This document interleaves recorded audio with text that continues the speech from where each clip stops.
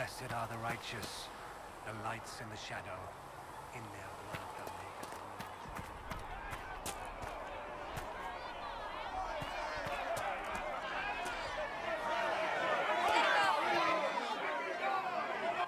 Your kind killed the most holy. Lies. Your kind let her die.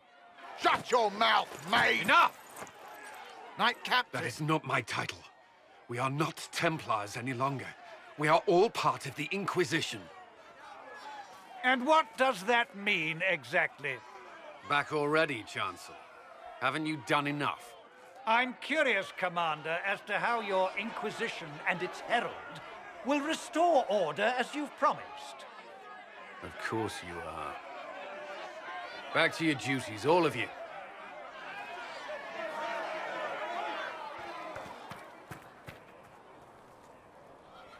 Mages and Templars were already at war. Now they're blaming each other for the Divine's death. Which is why we require a proper authority to guide them back to order. Who? You? Random clerics who weren't important enough to be at the Conclave? The Rebel Inquisition and its so-called Herald of Andraste?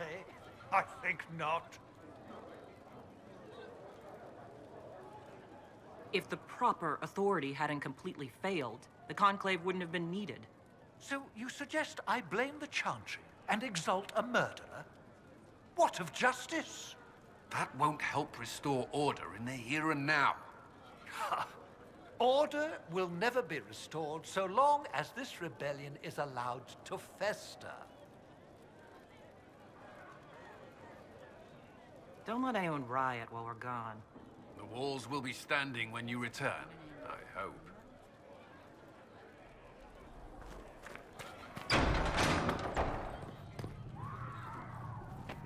With passioned breath does the darkness creep. Apothecary Adon will have more pulls. The Inquisition cannot remain, Ambassador, if you can't prove it was founded on Justinian's orders.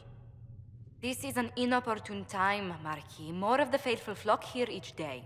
But allow me to introduce you to the brave soul who risked her life to slow the magic of the breach. Mistress Adar, this is Marquis Durelion, one of Divine Justinia's greatest supporters. And the rightful owner of Haven.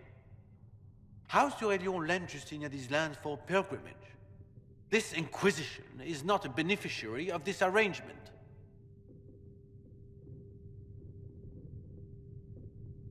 Demons are pouring from the sky, and you're worried about land claims? Haven is the Durelion's rightful property. Has Empress Selene officially acknowledged your possession of Haven? I was unaware Her Imperial Majesty had conferred with Ferenden's monarchs on this matter. The Empress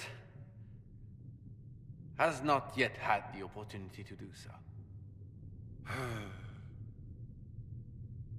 We face a dark time, Your Grace. Divine Justinia would not want her passing to divide us. She would, in fact, trust us to forge new alliances to the benefit of all, no matter how strange they might seem.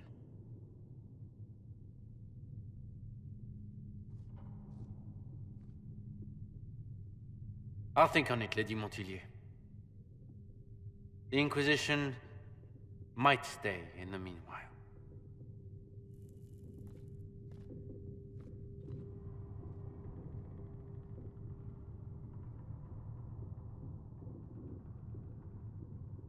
Let's hope his arrogance doesn't return. Even should he leave, the Marquis will share his thoughts on us upon his return to Paranoia.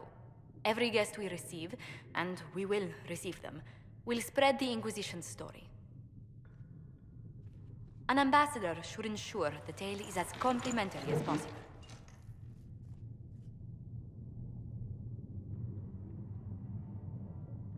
If every noble wandering by is as stubborn as the Marquis, what good is it talking to them? Every kingdom is subject to its lords. The Inquisition will require their goodwill to survive. But please excuse me. I've much work to do before the day is done.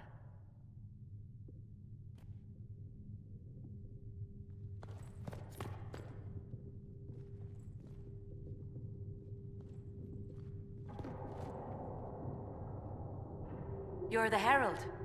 Or, well, the one they're calling the Herald, anyway.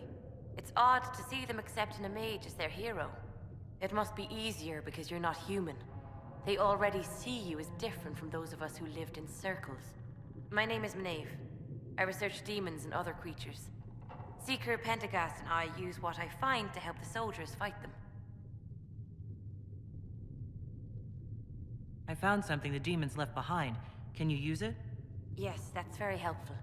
Just leave it there and the Tranquil and I will examine it. Hello?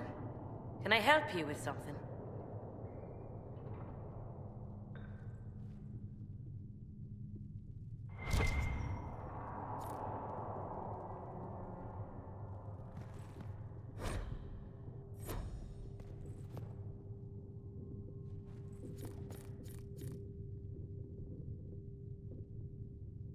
You said Cassandra has you researching creatures. Yes. If you find anything interesting in your travels, I'd appreciate you bringing it to me.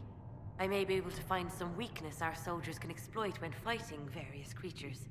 At the least, some materials are useful for making potions or gear for the Inquisition. I'll speak with you later. Thank you again for what you've brought back.